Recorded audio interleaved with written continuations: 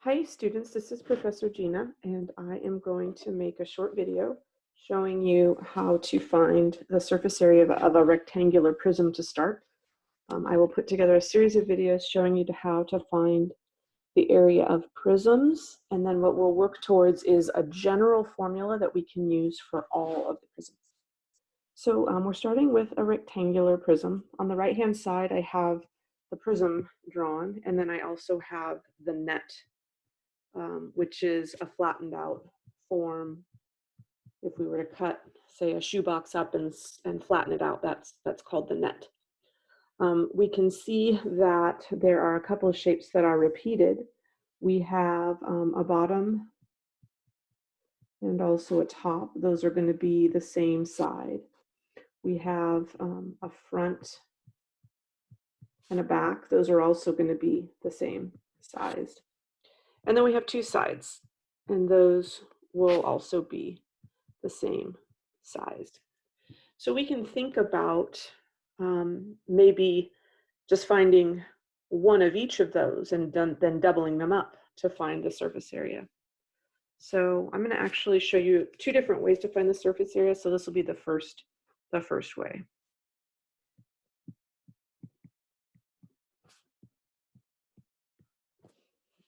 I think that the surface area is going to be 2 of the front pieces plus 2 of the top pieces, we'll just call it that, and then 2 of the side pieces. So if I find one of each and then double that, that will be the total surface area. Now, I need to think about each rectangle separately. So for the front,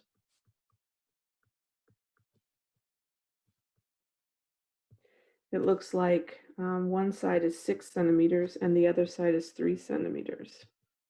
So the front is going to be 6 centimeters times 3 centimeters. That's the front. And then the top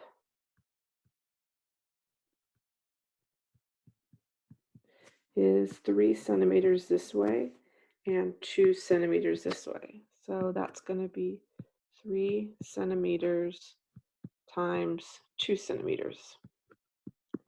And then each of the sides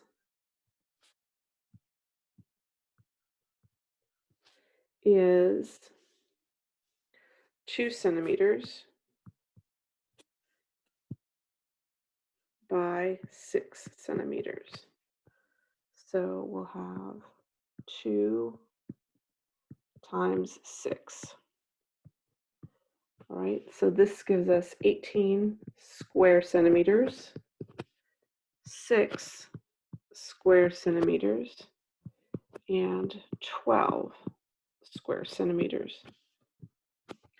Adding all those together, I think we're going to get 36.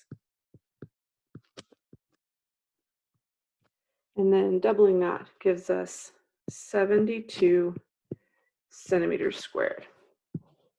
So that will be our surface area. Okay, so that's one way to find the surface area. There's a different way that we can think about finding the surface area. I'm going to draw the net in a slightly different way. I know that the top, I'm going to kind of make this a little bit bigger. Let's see, let's look at the top. And then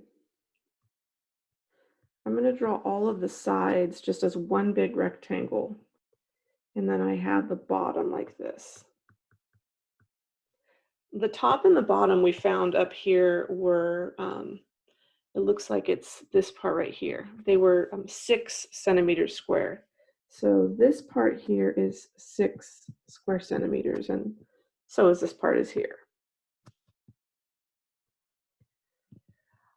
Notice that I didn't draw any of the lines with all of the front, back, and sides together. I just have one big rectangle, and the height is still the same. The height is still 6 centimeters, But the other dimension of this rectangle, this side right here, this is the perimeter of the top. It's the perimeter, it's the distance around either the top or the bottom. So let's see, the top is, we said that it's, I think, 2 by 3, right? 3 centimeters and 2 centimeters. So the perimeter of the top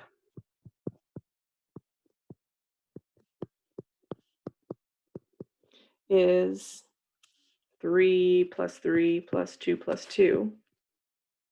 I think that's going to be 10 centimeters. Right?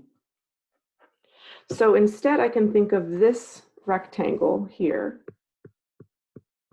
as 6 times 10, just one big rectangle. So my different way of thinking about the surface area is 2 times the top, so that'll cover the top and the bottom, plus one big rectangle for all the sides put together. So the sides end up being the perimeter of the top multiplied by the height of the figure.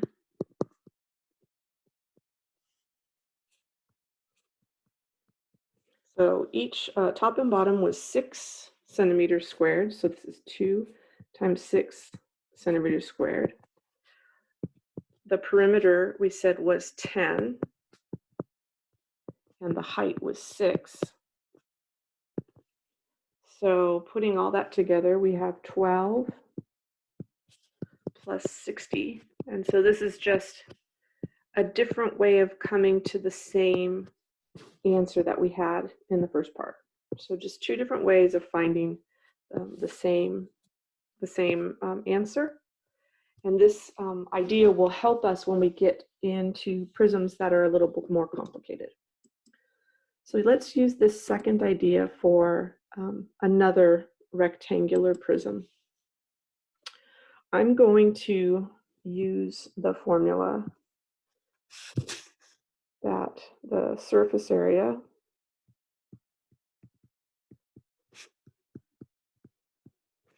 is going to be 2 of the top pieces plus 1 rectangle that's all of the sides. So the top or the bottom is going to be one of these here that I have, right? And it looks like each of those are 3 times 7. So I'm going to have 2 times 3 centimeters times 7 centimeters. That is this part. Okay. And then for the other, putting all the sides together, I'm going to consider this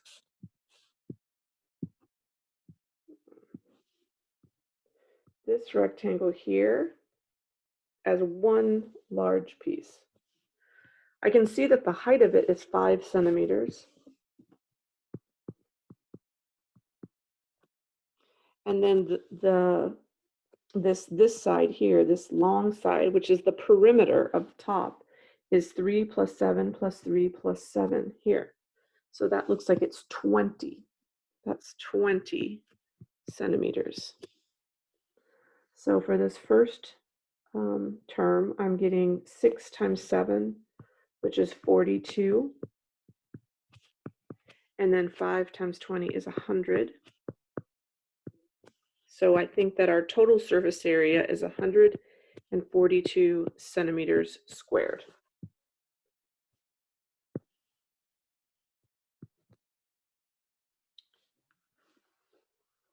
Thinking about it in the original way that we did the problem, we had 2 of the top pieces plus 2 of the front pieces plus 2 of the side pieces.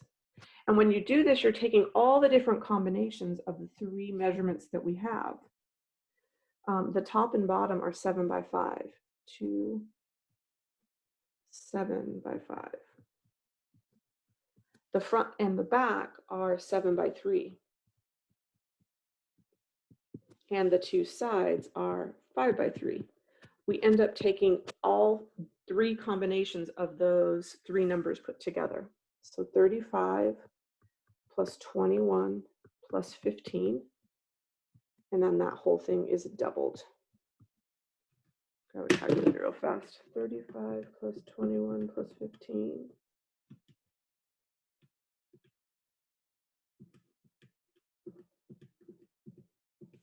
Is 71. And so I'm getting the same answer. I'm getting 142 centimeters squared. All right, in the next video, I'll look at, actually, I think I'll pause this video for just a second and then continue.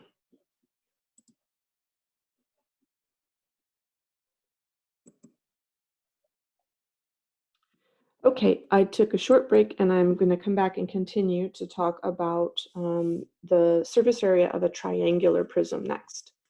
I'm going to use some of the ideas that we had in the rectangular prism. In this case, though, the base is a triangle. So I have the figure up at the top there. We have the original figure, and then down here we have the net. Right? So here's the prism, and then there's the net. The idea that we talked about in the last set of examples is that we can think of the surface area as 2 bases. We use capital B when we talk about the base as being a shape, not as opposed to the base of a triangle, but the base in this case as a whole triangle is the base. And then plus 1 big rectangle that's all the sides put together. So I have 2 bases here. The bases are, here's one of them, and then here's the other, right? So in this case, I'm going to have 2 triangles, and each of those is going to be 1/2 little b, little base, times height. The base of this triangle, it looks like, is 12. The base of this triangle is here. So that'll be 12.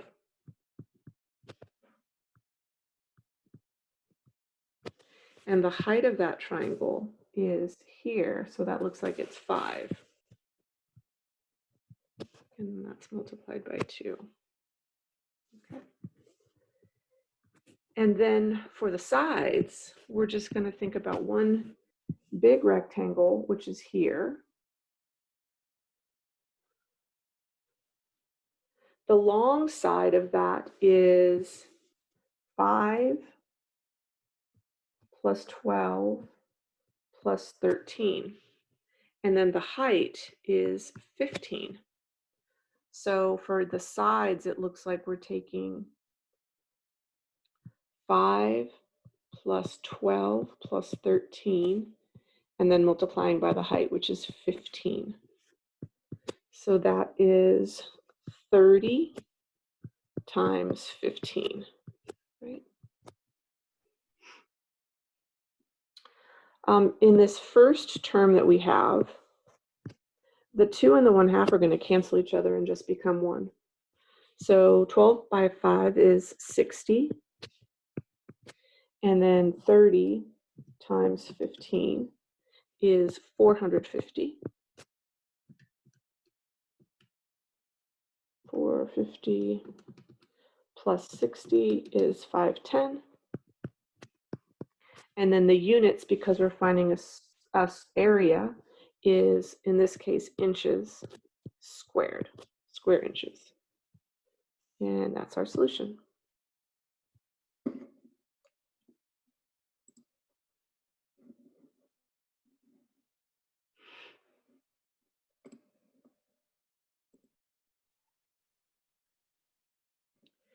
Here is a second triangular prism. it looks kind of like a tent or the top of a house.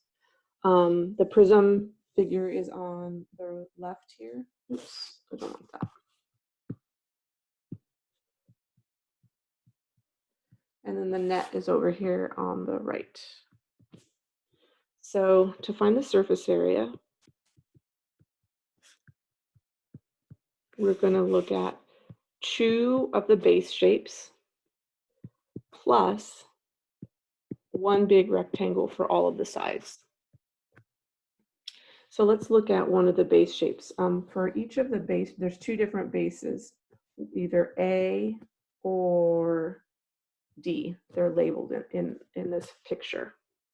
So I'll draw one of them. I'll draw the one that's on the left like this. It looks like the bottom of that triangle is 10 inches here. And this is going to be the base, lowercase b, of the triangle. And then the height has to be perpendicular to the base, right? And it looks like that is 12 inches. So for each triangle, or each base, the area is 1/2 little b times h, or 1/2 10 times 12. That ends up as 60, in this case, inches squared. So that'll go here. We'll have 2 times 60 square inches. And then for each of the sides, we have one huge rectangle.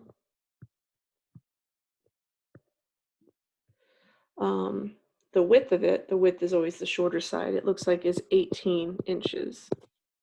And then the length of it is, they've got 13 inches plus 10 inches, and then plus another 13 inches, right?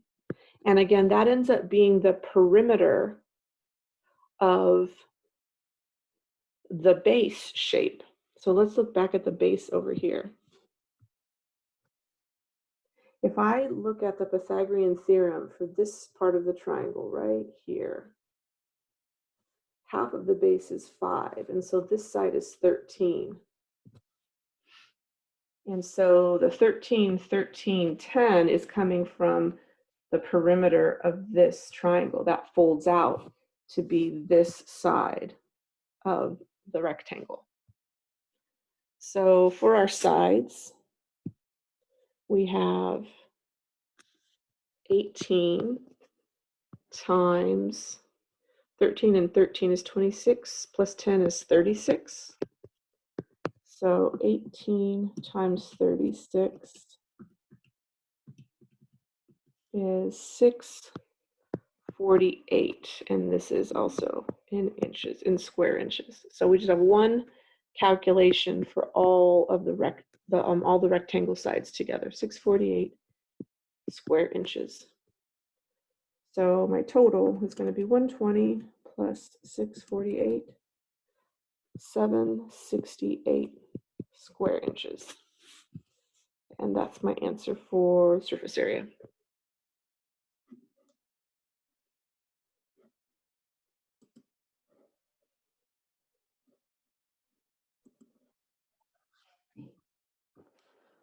For my next example, I'm going to show you how to find the area of a hexagonal prism.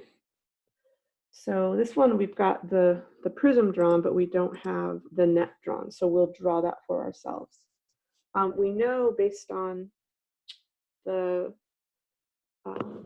activities that we did last week, and then also what we've seen, that the way that our shape is going to look, it'll have 2 base shapes that are the same, right? This will be one of our bases. And then each of the sides is going to be a rectangle, and we should have 6 of those.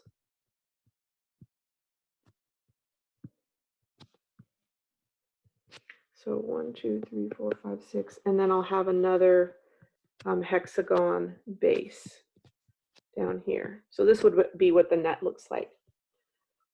as we're trying to figure out the surface area here, what we're going to do is ignore those lines in the middle and just consider this huge rectangle to be all of the sides together. So let's look at one of the hexagons first. So we're doing surface area, 2 bases plus the sides. Right? So let's find the area of one of the hexagons first, which is the base. One of the interesting facts about a hexagon is that it's made up of equilateral triangles, and this is not true for other shapes like a pentagon, for example. One of the shapes that you had to find the area of on the exam was a pentagon, and some people made the mistake of assuming that it was made up of equilateral triangles. Only true for a hexagon. So if I draw one of the triangles here, I know that there are 6 of them, right? I know that one of the sides of this hexagon is 2, and so I also know that this is 2, and this is also 2. So one hexagon is going to be equal to 6 of those triangles. So if I look at one of those triangles, this side is 2. If I draw the height of that triangle and I'm cutting this side in half, that's 1. And then I need to figure out what the height is. So I'll use the Pythagorean theorem. Let's call this side C because it's the hypotenuse. Let's call this side A, and let's call this side B. So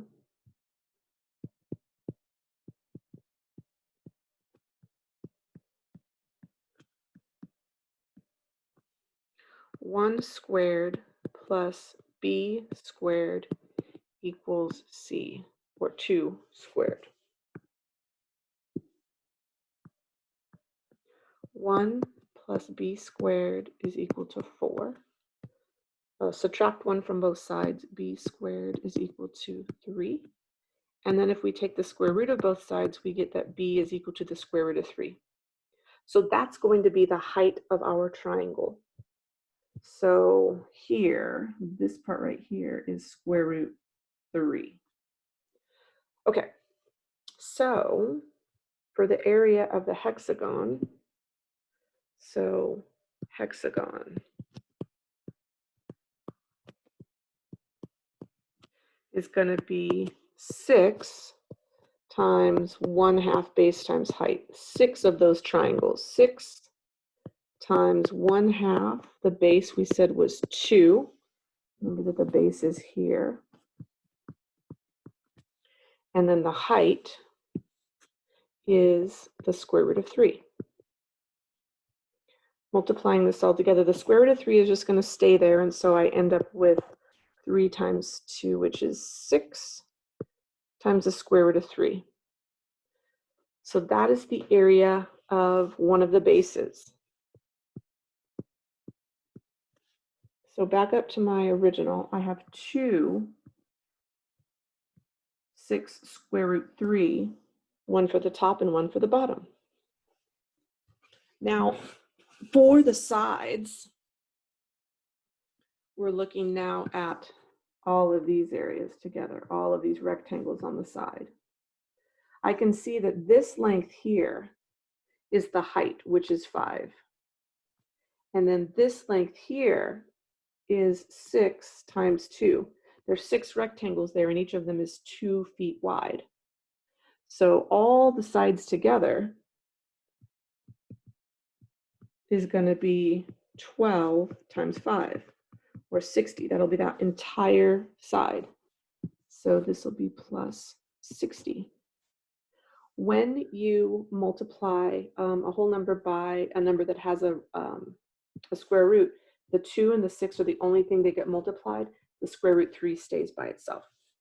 So we'll end up with 12 times the square root of 3 plus 60. And we cannot combine these two together because square root of 3 is in the first term and the second term does not have that. They're not like terms, so we leave that as our final answer. Our units are going to be square feet. and we leave our answer like this.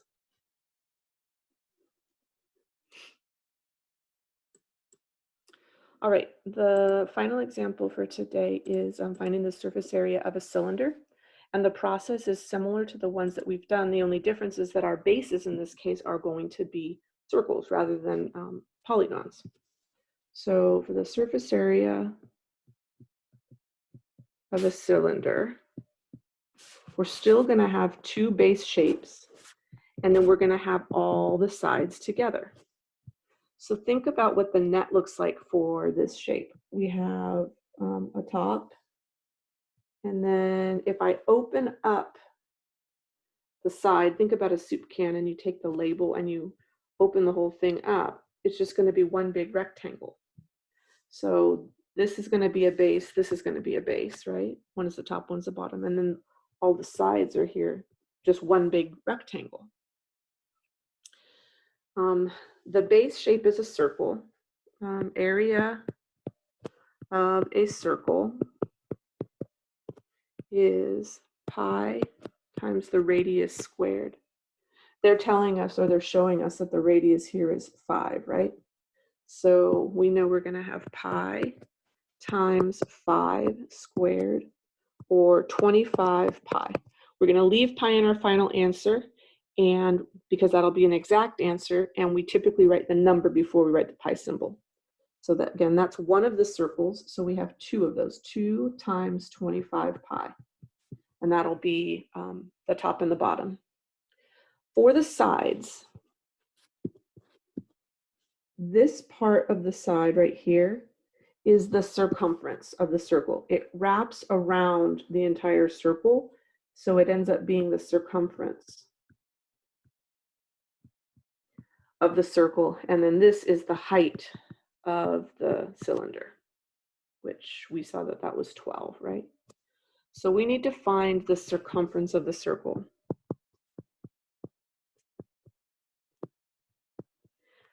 The formula for circumference is pi times the diameter. Well, the radius was 5, so that means the diameter is going to be 10. It's double. So it looks like the circumference is going to be 10 times pi. So when I look at the area of that whole rectangle, one of the sides, the long side, is 10 times pi, and the height is 12. So all the sides put together is 120 pi. So we've got 50 pi plus 120 pi. Those are like terms. They both have a pi symbol in them. We can add them together to get 170 pi. And our units is centimeters, so centimeters squared. And that's our final answer for surface area. All right, thank you for watching. If you have questions, send me an email or send me a message on Canvas.